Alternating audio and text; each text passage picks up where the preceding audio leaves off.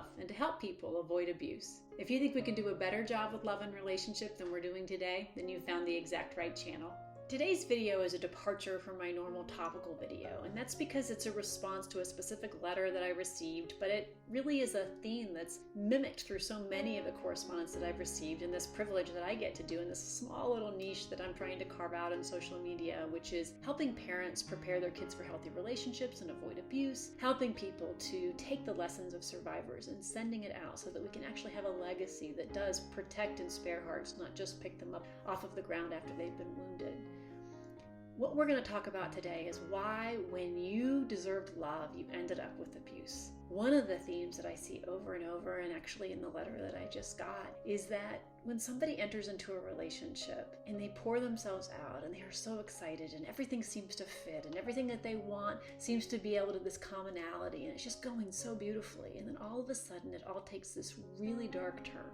That moment, when it leads to an abusive relationship, is where people will look back on and say, how could I be so stupid? And I think it's really important we answer this directly so that you understand that what you deserved was love, what you got was abuse. But that doesn't mean that you were stupid. Spending years looking into stories of abuse, what I have found is that there is a common denominator, but it's not education.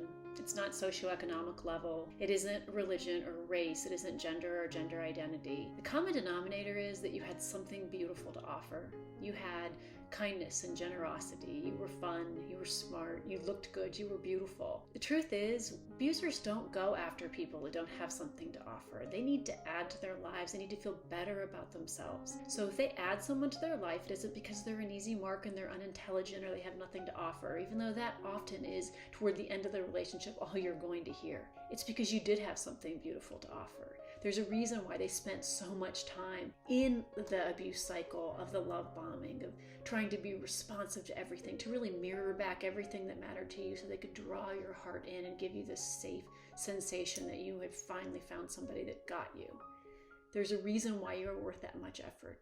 That's because you had so much to offer that they needed to feel better about themselves. They needed to look good in front of others. When we start to really look at ourselves and say, what did I do to invite this abuse into my life? You can blame yourself for being wonderful.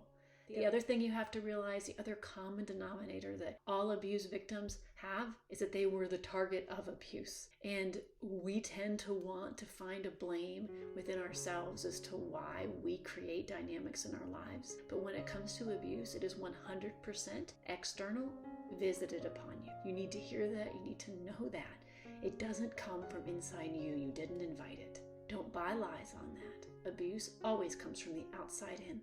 The second part of that that's so important for us to really bring in is that there is good news in that. No, you had no part of inviting abuse into your life. That came from the outside and it was visited on you. But you do have the ability to learn, and you do have the ability to prevent this from coming down the road. A couple of things that can be done, not only to someone who's experienced abuse, but if you love people that have never experienced abuse, is to understand certain things about abuse. Understand that abuse generally does have a cycle, that they pull you in with a dream, it turns into a nightmare, and they hold you there by every once in a while giving you a vision of the dream. There's also the fact that you continually to work on yourself and your self-worth and your healing is going to be vital to making sure that you're prepared for any relationships down the road, because abusers love woundedness because they can zero in on it and use that against people.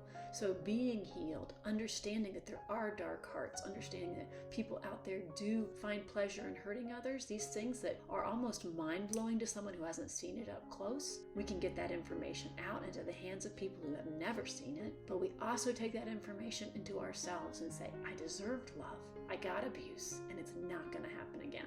While this video may not have a standard topic, it certainly does have a message. If you deserved love and what you got was abuse, the faster you can drop the door on trying to find what you did to invite the abuse, or if you in any way caused the abuse, the faster you're going to be able to heal, the faster you'll put distance between yourself and that abuser and any effects that that person had on your life. There is a future after abuse, and it starts with knowing that abuse is never an inside job. If you have an interest in learning more about how to help people avoid abuse, I'll link a few videos down below. It would mean a lot if you would subscribe and join our community. We are here and also on Facebook and Twitter and on Instagram as we develop a community ready to rethink love and relationship, to help people avoid abuse, and to help support parents raise kids that are ready so the next generation has a legacy of love and not abuse. Thank you for taking the time to be here. I really appreciate it. I know there's a lot of other places you could be. Hope you have a great rest of your day.